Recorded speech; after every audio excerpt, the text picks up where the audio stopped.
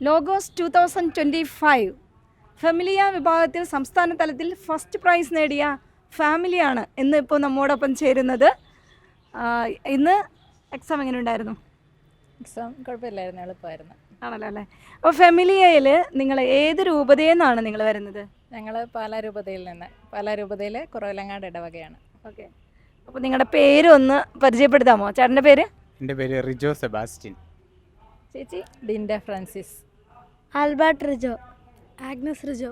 Okay, മുൻപരിചയം ഉണ്ടോ നിങ്ങൾക്ക് ഇതിൽ? ലോഗോസ് എഴുതി മുൻപരിചയം ഉണ്ടോ? ലോഗോസ് കിസ് ഞാൻ 2-3 വർഷമായിട്ട് എഴുതാറുണ്ട്. പിന്നെ ആഗ്നസ് 2023 മെഗാ ഫൈനലിൽ വരെ വന്നിട്ടുണ്ട്. അങ്ങനെ എല്ലാ വർഷവും കാറ്റഗറിയിൽ 4th പൊസിഷൻ വരെ എത്തിയിരുന്നു 2023 ആഗ്നസ്. അതിനുശേഷം ഞങ്ങൾ എല്ലാ വർഷവും എഴുതാറുണ്ട്. ഈ വർഷം രൂപതയിൽ തന്നെയാണെങ്കിലും ഡിൻഡയ്ക്ക് ഡി കാറ്റഗറിയിൽ ഫസ്റ്റ് കിട്ടി, ആഗ്നസിന് ബി കാറ്റഗറി 3rd കിട്ടി, ആൽബർട്ടിന് എ കാറ്റഗറിയിൽ ഫസ്റ്റ് കിട്ടി. പിന്നെ രൂപതയിലും ഫാമിലിയിൽ വരെ ഫസ്റ്റ് ആയിരുന്നു. ഇന്നിവിടെ എക്സാം നടന്നു, വളരെ സന്തോഷമുണ്ട് ഈ ഫാമിലിയായാലും ഇവർക്ക് ഫസ്റ്റ് കിട്ടാൻ സാധിച്ചതിൽ. അപ്പം ഫാമിലിയിൽ ഇവരാണ് മത്സരിച്ചെങ്കിലും ഫുൾ സപ്പോർട്ടായിട്ട് നിന്നത് ചേട്ടനാണ്. മത്സരിച്ചത് ചേച്ചി 2 മക്കളും അല്ലേ? പക്ഷെ ഫുൾ സപ്പോർട്ട് സന്തോഷം ഏറ്റവും കൂടുതൽ കാണുന്നത് ചേട്ടൻ്റെ മുഖത്താണ്. അപ്പോൾ ചേട്ടനിൽ നിന്ന് തന്നെ ആദ്യത്തെ ചോദ്യം, എങ്ങനെയായിരുന്നു ഇവർ പഠിച്ചത്? പഠിച്ച രീതികളൊക്കെ ചേട്ടൻ എന്തായാലും വീക്ഷിക്കുന്നുണ്ടായിരിക്കുമല്ലോ.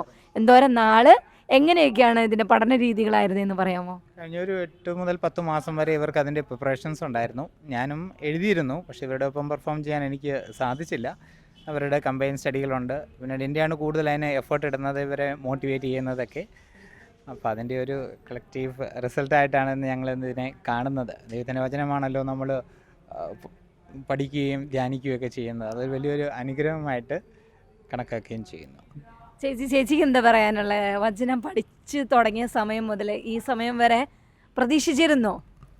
വചനം പഠിച്ചത് നമ്മൾ മത്സരത്തിന് വേണ്ടി അങ്ങനെ പഠിച്ചതല്ല. ഞാൻ ചെറുപ്പം മുതൽ ഞാൻ വചനം വായിക്കുന്ന ശീലമുണ്ട്. പിന്നെ കുട്ടികളെ ആയാലും വചനം നമ്മൾ വായിക്കുകയും എഴുതിപ്പിക്കുകയൊക്കെ ചെയ്യാറുണ്ട്. കാരണം നമ്മൾ എപ്പോഴും ക്രിസ്ത്യാനികളായി നമ്മൾ സ്വർഗത്തെ ലക്ഷ്യമാക്കി യാത്ര ചെയ്യുമ്പോഴേക്കും നമ്മളെങ്ങനെ ജീവിക്കണം, നമ്മളുടെ ജീവിതം എങ്ങനെയായിരിക്കണം, കുട്ടികൾ എങ്ങനെയാണ് വളരേണ്ടത്, അതൊക്കെ വചനത്തിലുണ്ടല്ലോ. അപ്പോൾ അതൊക്കെ ഇവർക്ക് പഠിക്കാനായിട്ടും പിന്നെ ഈ മത്സരത്തിൽ പങ്കെടുക്കുമ്പോൾ കൂടുതൽ അവരൊന്നുകൂടെ പഠിക്കാനായിട്ടും അവർക്ക് പറ്റുന്നുണ്ട്.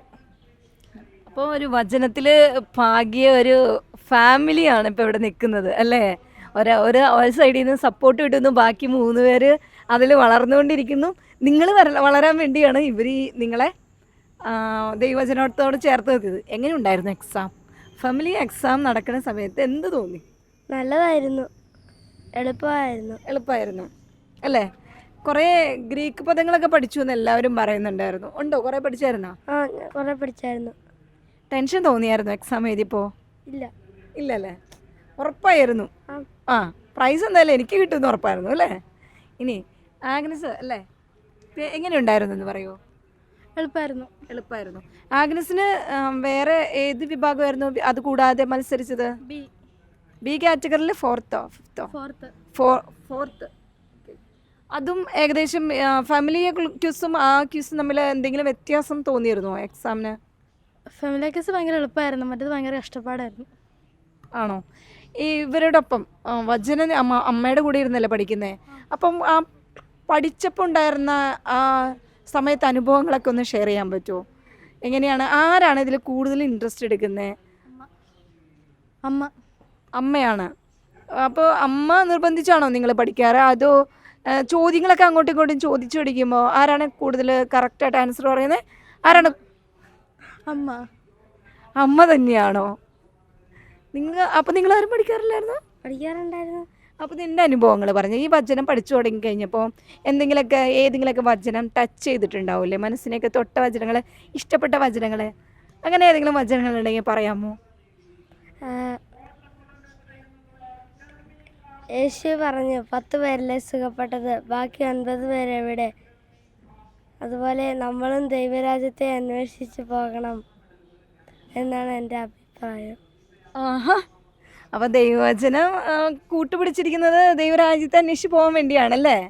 ആ ബോധ്യത്തോടെയാണോ വചനം പഠിച്ചത് അല്ലേ? അതുകൊണ്ടാണ് ഈശോ നിങ്ങൾക്ക് നല്ലൊരു സ്ഥാനം തന്നത് ഇവരുടെ ഇടയിൽ അല്ലേ?